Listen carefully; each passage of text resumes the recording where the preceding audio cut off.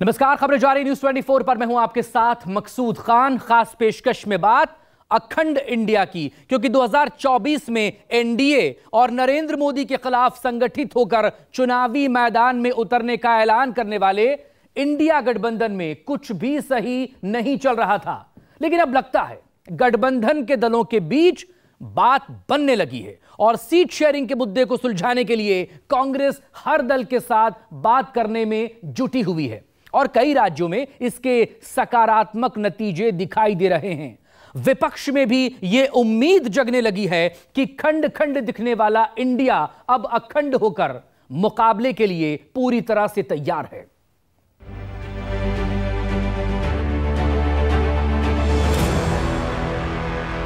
दो 2024 में 18वीं लोकसभा के लिए चुनावी तैयारियां जोरों पर हैं। दिल्ली में नई दिल्ली के भीतर एनडीए गठबंधन को हटाने और नरेंद्र मोदी के हैट्रिक को रोकने के लिए विपक्षी दलों ने Indian national development inclusive alliance यानी इंडिया गठबंधन को तैयार किया।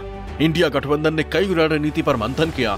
2023 में 5 राज्यों के विधानसभा चुनावों से पहले तैयार हुए गठबंधन में पिछले 7 महीनों में कुछ भी सही होता नजर नहीं आया।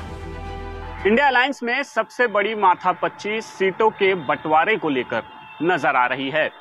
देश की रीजनल पार्टियां अपने अपने राज्यों में कांग्रेस को ज्यादा तवज्जो देने के मूड में नहीं है, लेकिन देश की राजनीति में कांग्रेस की पहचान और पकड़ इंडिया गठबंधन को बनाए रखने के लिए बेहद जरूरी है। यही वजह है कि कई राज्यों में क्षेत्रीय दल कांग्रेस के साथ आते नजर आ रहे हैं और कांग्रेस भी अपने महत्वाकांक्षा की आंच को धीमा करती दिखाई दे रही है। यूपी में बन गई बात। पिछले कुछ दिनों से यूपी की 80 सीटों को लेकर समाजवादी पार्टी और कांग्रेस के बीच तनातनी का दौर तेज था। हालात ऐसे बने कि राहुल गांधी की भारत जोड़ो यात्रा में जाने के लिए हामी भर चुके अखिलेश ने यहां तक कह दिया कि जब तक सीट शेयरिंग नहीं तब तक मंच शेयरिंग नहीं। और जयंत चौधरी के जाने के बाद कांग्रेस 11 सीटों को 21 करने की मांग कर रही थी, लेकिन आखिरकार सीटों की डील डन हुई और कांग्रेस ने 17 सीटों पर लड़ने के लिए हामी भर दी। अब फाइनल समझौते के बाद कांग्रेस यूपी की 17 सीटों पर अपने प्रत्याशी उतारेगी, तो वही बाकी बची 63 सीटों पर समाजवादी पार्टी और अन्य दलों के कैंडिडेट उतरेंगे। आपको बता दें कि एसपी ने कांग्रेस को सीतापुर समेत 17 सीटों का ऑफर दिया था, लेकिन कांग्रेस यूपी के 3 ऐसी सीटें मांग रही थी जिनके लिए अखिलेश राजी नहीं थे। अखिलेश यादव कांग्रेस को मुरादाबाद, बलिया और बिजनौर सीटें देने के लिए तैयार नहीं थे, जबकि कांग्रेस अपने प्रदेश अध्यक्ष अजय राय के लिए बलिया सीट पर दाव लगाना चाहती थी। लेकिन अब फाइनली जिन 17 सीटों पर समाजवादी पार्टी और कांग्रेस के बीच बंटवारा तय हुआ है, उनमें अमेठी, रायबरेली, प्रयागराज, वाराणसी, महाराजगंज, देवरिया, बांसगांव, सीतापुर, अमरोहा, बुलंदशहर, गाजियाबाद, कानपुर, झांसी, बाराबंकी, फतेहपुर सीकरी, सहारनपुर और मथुरा का नाम शामिल है, जिन पर कांग्रेस पार्टी चुनाव लड़ेगी। उत्तर प्रदेश में आपसी समन्वय से, चर्चा से यह निर्णय लिया गया कि भारतीय राष्ट्रीय कांग्रेस यहां पर उत्तर प्रदेश में 17 सीटों पर चुनाव लड़ेगी और इस गठबंधन के तहत अन्य जो बची हुई 63 सीटें हैं,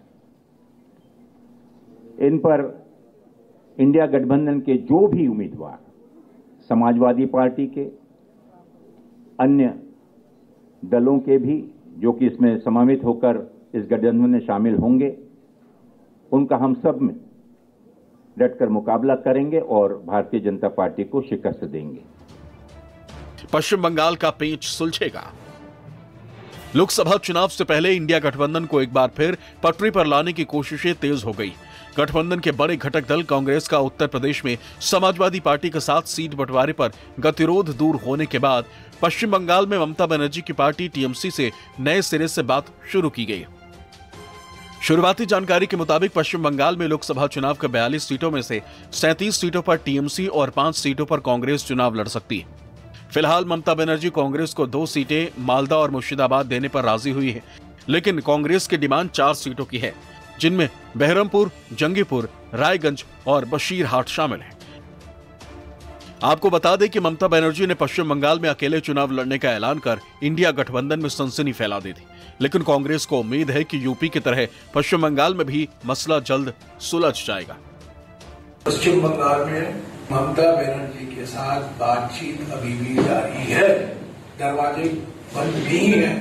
ममता बनर्जी के साथ भी बातचीत चल रही है। अंतिम रूप अभी गठबंधन पश्चिम बंगाल में नहीं दिया गया, बातचीत चल रहा है। महाराष्ट्र में गठबंधन पर मंथन। दूसरे राज्यों की तरह महाराष्ट्र में भी इंडिया गठबंधन के बीच सीटों को लेकर जल्द ऐलान की संभावना जताई जा रही। महाराष्ट्र में राहुल गांधी की सक्रियता के बाद चुनावी सीटों का समाधान निकलने की उम्मीद नजर आने लगी। खबरों के मुताबिक राहुल गांधी ने पहले शरद पवार और उसके अगले ही दिन शिवसेना यूबीटी अध्यक्ष उद्धव ठाकरे से भी फोन पर बात की। राहुल के दो घटक दलों के शीर्ष नेताओं के साथ फोन पर हुई बातचीत के बाद अब लोकल लीडरशिप भी एक्टिव मोड में नजर आ रही है। शिवसेना यूबीटी 23 सीटों पर दावा कर रही है, तो वहीं शरद पवार की पार्टी भी दर्जन भर से अधिक सीटों पर दावेदारी कर रही है। राजू शेट्टी की स्वाभिमानी शेतकारी पार्टी, समाजवादी पार्टी और लेफ्ट के साथ ही वंचित बहुजन अघाड़ी के भी अपने अपने दावे। कहा यह भी जा रहा है कि 48 सीटों वाले महाराष्ट्र की 40 सीटों पर करीब करीब सहमति बन चुकी है। 8 सीटें ऐसी हैं जिन पर कांग्रेस और शिवसेना यूबीटी दोनों ही दल दावेदारी कर रहे हैं। लेकिन अब राहुल गांधी की सक्रियता के बाद इंडिया गठबंधन में शामिल नेता ये दावे कर रहे हैं कि सीटों का गणित अगली बैठक में सुलझा लिया जाएगा। दिल्ली में मिलेंगे दिल। पहले यूपी में कांग्रेस और समाजवादी पार्टी में सीटों की डील डन हुई, तो वहीं अब सूत्रों के हवाले से खबर है कि दिल्ली में भी कांग्रेस और आम आदमी पार्टी में सीटों का मसला हल हो गया। दिल्ली में भी कांग्रेस और केजरीवाल के बीच सीटों को लेकर असमंजस के हालात थे। केजरीवाल ने कांग्रेस को एक सीट का प्रस्ताव देकर डेडलाइन तय कर दी थी, लेकिन अब खबर है कि दिल्ली में आम आदमी पार्टी और कांग्रेस के बीच 4 और 3 पर सहमति बन गई। यानी दिल्ली में आम आदमी पार्टी 4 सीट तो कांग्रेस 3 सीटों पर लोकसभा चुनाव लड़ेगी। संभावित सीटों की बात करें तो आम आदमी पार्टी नई दिल्ली, वेस्ट दिल्ली, साउथ दिल्ली और नॉर्थ वेस्ट दिल्ली से अपने कैंडिडेट उतारेगी, तो वहीं कांग्रेस चांदनी चौक, पूर्वी दिल्ली और नॉर्थ दिल्ली से अपने प्रत्याशी उतार सकती है। खबरों के मुताबिक सीटों का बंटवारा 2019 लोकसभा चुनाव में प्रदर्शन के आधार पर किए जाने की संभावना है, लेकिन सीटों का ऐलान कब तक होगा इसके बारे में दोनों दलों की तरफ से कुछ नहीं कहा गया। आम आदमी पार्टी और कांग्रेस इंडिया गठबंधन के मजबूत हिस्सा हैं। इंडिया गठबंधन न केवल दिल्ली में, देश भर में मजबूती के साथ चुनाव लड़ेगा। कौन सी पार्टी कितनी सीटें किस राज्य में लड़ेगी, इसकी सहमति कांग्रेस और आम आदमी पार्टी में बन गई है। आम आदमी पार्टी और कांग्रेस एक साथ आकर अपनी सीटों के बंटवारे पे आम सहमति बना चुके हैं और आज या कल में ही इसकी अनाउंसमेंट होने वाली है। सिर्फ दिल्ली ही नहीं, चलिए अब आपको बताते हैं कि दिल्ली के अलावा और किन किन राज्यों में आप और कांग्रेस में सीटों को लेकर सहमति बन गई। सूत्रों के हवाले से जो खबर है उसके मुताबिक दिल्ली में 4-3 का फॉर्मूला तय होने की उम्मीद जताई जा रही है, तो वहीं हरियाणा के 10 सीटों में से कांग्रेस 9 और आप 1 सीट पर चुनाव लड़ेगी। गुजरात में भी 26 सीटों में से कांग्रेस 24 और आप 2 सीटों पर अपने उम्मीदवार उतारेगी। वहीं गोवा की 2 सीटों पर कांग्रेस चुनाव लड़ेगी और आम आदमी पार्टी का कोई उम्मीदवार वहां से नहीं होगा। यानी कुछ झटकों के बाद इंडिया गठबंधन की पार्टियों को समझ आने लगा है कि अगर दिल्ली में सत्ता बदलनी है तो मोदी के नाम और काम के सामने कम से कम अकेले उतरना तो समझदारी नहीं होगी, और बीजेपी की अगुवाई वाली एनडीए को मात देने के लिए साथ तो आना ही होगा। Bureau report, news 24।